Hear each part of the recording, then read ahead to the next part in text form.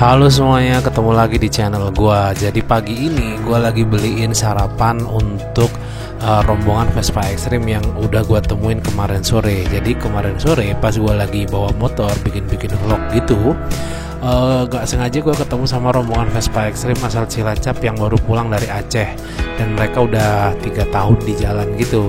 Nah terus besok paginya atau pagi ini gue bilang gue mau datang lagi, dan mereka memang lagi nunggu juga. Nah sekalian pas gue datang, sekalian gue bawain nasi uduk ya. Jadi kalau di tempat gue, orang biasanya kalau sarapan pakai nasi uduk. Jadi adanya nasi uduk, makanya gue beliin nasi uduk. Nah ternyata mereka udah bangun. Biasanya mereka bangunnya siang, tapi ternyata mereka dari pagi udah bangun. Kata mereka sih karena memang mereka dari semalam itu tuh nggak tidur larut gitu. Jadi mereka tidur dari sore, terus paginya bisa bangun pagi. Nah ini momen mereka lagi mau makan. Yang unik kalau kalian perhatikan, makan ini gue beliin 3 bungkus ya, karena 3 orang. Jadi ada 3 orang lagi makan nasi, gue beliin 3 bungkus. Jadi harusnya mereka makan sendiri-sendiri aja bisa, tapi ternyata cara mereka makan itu disatuin. Meskipun dibungkus sendiri-sendiri, tapi mereka makannya dijadiin satu gitu guys. Jadi sempat gue bilang kenapa makannya jadi campur gitu. Terus kata mereka emang udah biasanya begitu, udah budayanya begitu, udah tradisinya kayak gitu. Jadi akhirnya mereka makan disatuin, walaupun sebenarnya udah gue bungkus sendiri-sendiri gitu ya. Kalau kalian perhatikan itu nasinya dicampur jadi satu. Nah ini momen pas mereka lagi makan, gue coba ngerekam Vespa Extreme-nya. Ini Vespa Extreme-nya dia nggak terlalu gede, karena sebenarnya ini yang bawah hanya 1 orang, namanya Iqbal asal Cilacap. Dia hanya sendirian sebenarnya, cuman ada Vicky dari Bengkulu juga ikut karena dia mau ke Lombok. Begitu ceritanya ya awalnya.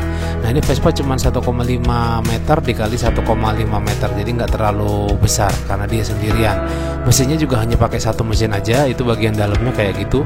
Itu Iqbal duduk di situ, terus ada belakangnya mesin, di sebelah sini kosong gitu.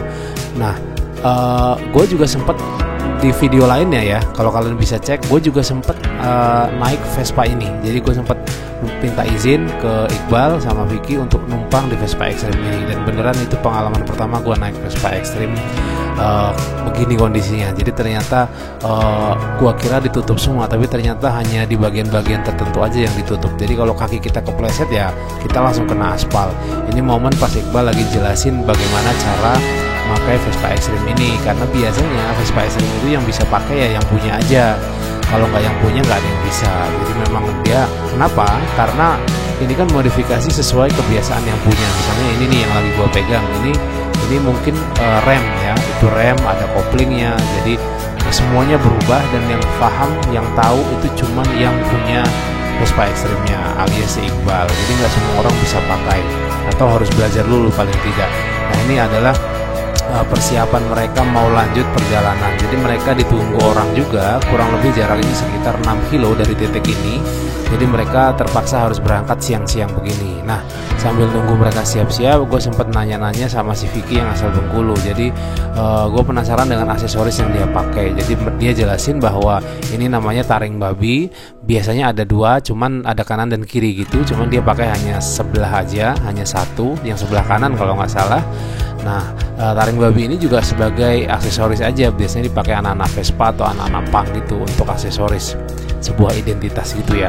Nah ini juga momen pas gue lagi nanya-nanya mereka bertiga tentang pengalaman mereka gimana ke 0 km, apa susahnya perjalanan ke sana, pernah ditangkap polisi enggak, pernah diganggu orang enggak. Dan yang mengagetkan gue, ternyata mereka pernah dipalak sama orang. Jadi HP-nya diminta, terus barang-barangnya dicuri. Pas lagi tidur barang-barang mereka dicuri. Padahal kata mereka barang-barang mereka nggak ada yang berharga, tapi tetap aja pas mereka lagi tidur pinggir pantai, barang-barangnya dicuri sama orang. Gitu cerita mereka ya tentang perjalanannya. Terus HP juga pernah diminta orang pas malam-malam lagi istirahat. Ya akhirnya HP-nya tetap dikasihin gitu, walaupun HP-nya juga bukan HP yang bagus. Nah ini Iqbal lagi nyeritain perjalanan dia selama 2,5 tahun ya, 2,5 tahun menuju Aceh, 0 km dari Cilacap. Dia jalan dengan uang yang terbatas, terus sampai Jambi. Dia bekerja di kebun sawit kata dia untuk beberapa bulan gitu, sampai 3 bulan kalau nggak salah. Setelah itu dia lanjut menuju Aceh 0 km. Sampai 0 km dia balik lagi dengan Vespa Extreme-nya ini. begitu kisah dia ya. Nah kalau ini dia ini asalnya dari Aceh. Jadi kalau bukan hal yang aneh lagi buat dia 0 km karena memang asalnya dari Aceh. Nah dia cita-citanya, Andre namanya, cita-citanya dia mau ke Lombok. Kalau dia bawa Vespa standaran mau ke Lombok, kebetulan ketemu sama rombongan ini. Jadi akhirnya satu jalur jalan bareng mereka bertiga gitu. Jadi mereka ini lagi siap-siap nih, barang-barangnya lagi disiap-siapin. Sambil disiap-siapin gue nanya-nanya terus karena gue penasaran gitu. Penasaran gimana kelanjutan mereka setelah ini. Jadi kata mereka ini jarang jalan malam, jarang jalan siang. Tapi karena mereka ada perlu ditungguin orang, maka terpaksa mereka jalan siang sekitar 5-6 km aja. Habis itu ketemu dengan orang yang memang lagi nungguin mereka. Inilah momen-momen mereka lagi coba ngejalanin Vespa ekstrimnya. Kalau kalian lihat, ini walaupun kecil juga susah guys. Gue pernah ngeliat Vespa ekstrim yang gede banget dan itu yang hidupin harus 6-7 orang. Kalau ini cukup satu orang aja ngedorong, yang satu ngidupin megang stangnya, jadi cukup.